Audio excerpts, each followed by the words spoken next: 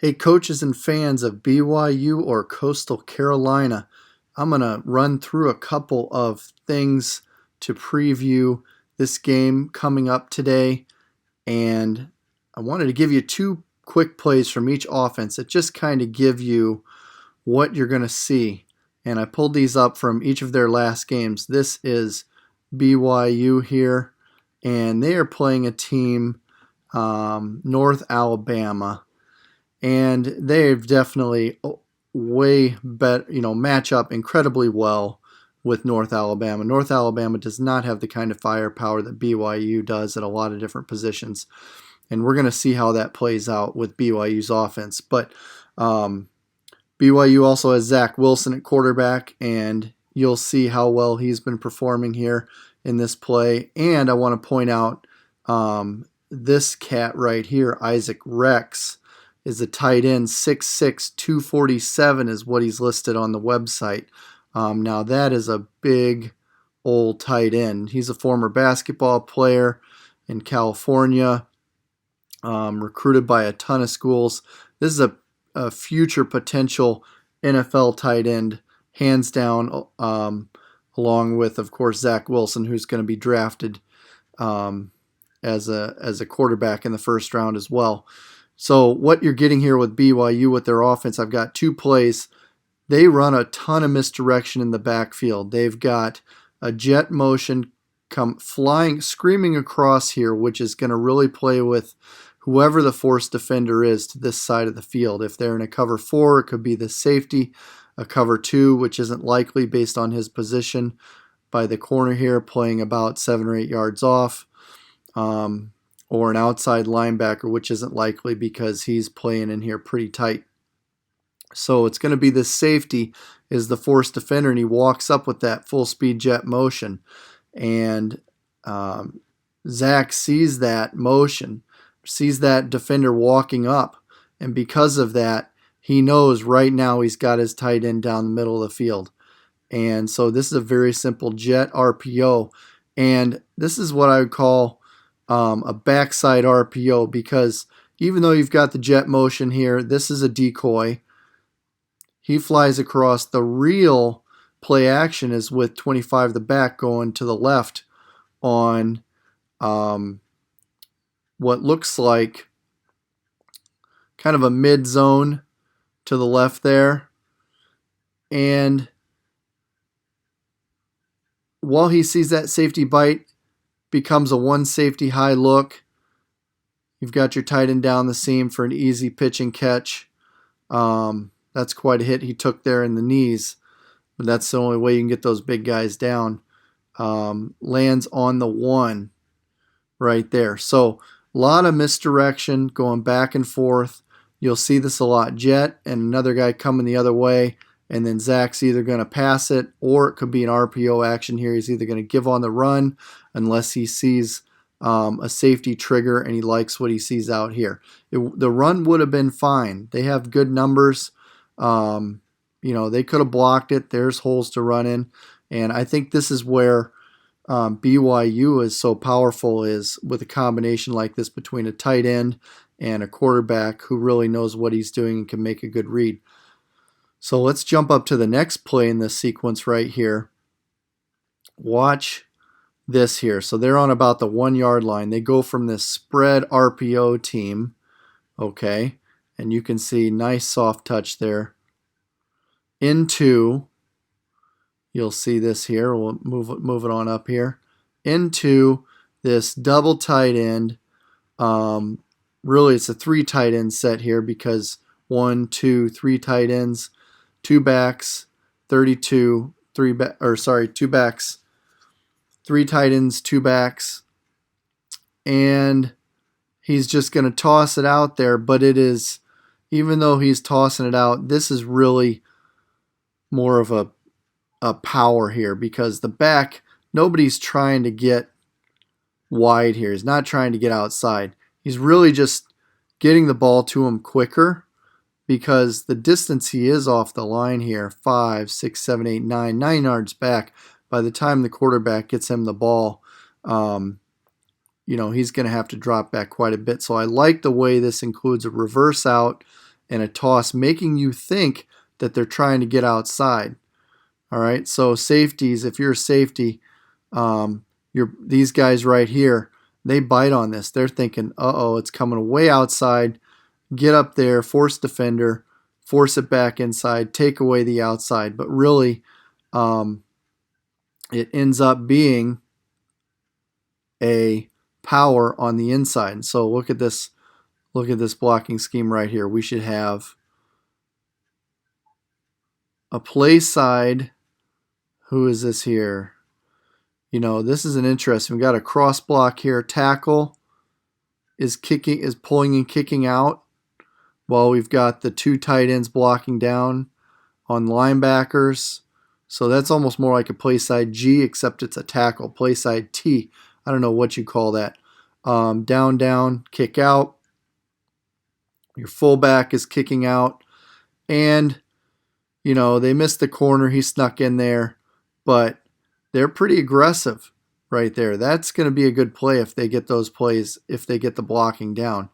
But I want to jump ahead. So that's, typical goal line formation there. But this is actually the play that I wanted to show you guys here. Again, they're going to take that wing and bring him across to the other side.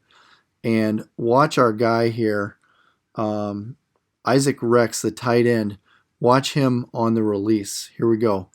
Block, sheds the defender, holds him for a good 1 count. Back corner of the end zone. Zach Wilson lobs it up. And look at this matchup right here. I went ahead and looked this up right here. You've got a 6-foot, 220-pound linebacker here. All right. Against a 6'6", 247-pound tight end. That's not even close. That's pretty much a joke. So this game was a foregone conclusion before it even started. You just look at the matchups there with that. And so, like I said, BYU is, you're going to see a lot of punch, counter punch with them. Similar 3 tight end set, but instead, it looks the same. You got a guard pulling to kick out, so nice play action here. Looks like it could be power again.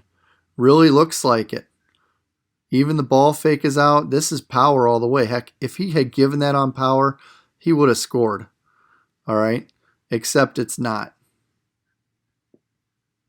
Play action pass. Nice little lob throw. Easy, soft touch to the basketball player in the corner of the end zone. So that's what BYU's got. They've got fantastic RPO, spread offense, counter action in the backfield. They're going to be tough for Coastal Carolina to stop. But let's take a look at what Coastal Carolina has. I got a couple plays I want to show you from them right now. First of all, so Coastal Carolina, you've got quarterback Grayson McCall here, and he seems to be just the perfect fit for their style of offense. And what I would define Coastal Carolina as is a combination of a mid-zone, which is kind of or wide zone actually, not mid-zone, but wide zone, where they're really going to stretch the ball wide and their back's going to make cuts because they're going to get the defensive line moving, which is going to open up windows. They're going to make sure they get a body on a body, and they cover up all the defenders. You get everybody covered up, and the back can cut off of it in what's almost an open field situation, as well as they've got a killer gap blocking scheme, which they utilize very well with a heavy dose of triple option. They've got some very interesting triple option looks and takes. So I've broken those down in some of my other videos, but let's take a look. This is their wide zone here. And again, similar set almost as we got a receiver down here as what we just saw with BYU on the goal line. You will see Coastal Carolina in a set like this in the middle of the field and at any down and distance. And usually teams like this that are so option run heavy, their quarterback cannot throw the ball. They might throw it 5-6 times a game. You're looking at teams like Army and Navy, that are doing stuff like that. but not Coastal Carolina. They will throw RPOs, they will throw snag, some air raid concepts, and that's what makes them so deadly is they've combined both of those aspects of the game. So with this wide zone play here, watch how they just cover everybody up so well. All right. We've got blocker, blocker, blocker, covered up, covered up. The only guy who sneaks through is this backside tackle here. But with the wide zone, that doesn't matter too much because he's looking to cut it, bounce it out here, bang it inside, or, the cutback is pretty much a vertical run. All right, he's getting the ball deep, plants the toe in the turf, finds his window right behind his guard, or that's his center right there. Finds a window right behind the center. Bam, hits it right up in there. We're looking at a hefty gain. All right, interesting thing about this running back, Shamari Jones, comes transferred in from Independence Community College in Kansas. He was under Jason Brown for a year or so. Has a little cameo in I can't remember the name of that show. Anyway, it'll come to me. But if you watched that show on Netflix about the football teams, and remember Jason Brown and all this crazy stuff he got into, this is what happened to Shamari Jones. He was one of 3 running backs they rotated through. So he's a success story coming out of there. But again, just watch. They've got everybody covered up. Boom, boom, boom. All right, on the outside, and the running backs wants to cut off the butt of every one of these defenders here. Okay, that's what he's looking for. All right, get the defenders covered up, cut off their butt, and get vertical. So that's a really nice run. So they've got this really sweet outside or wide zone run game here. And then they'll hit you with something like this next. All right, take a look at this here. All right, again, pretty heavy set.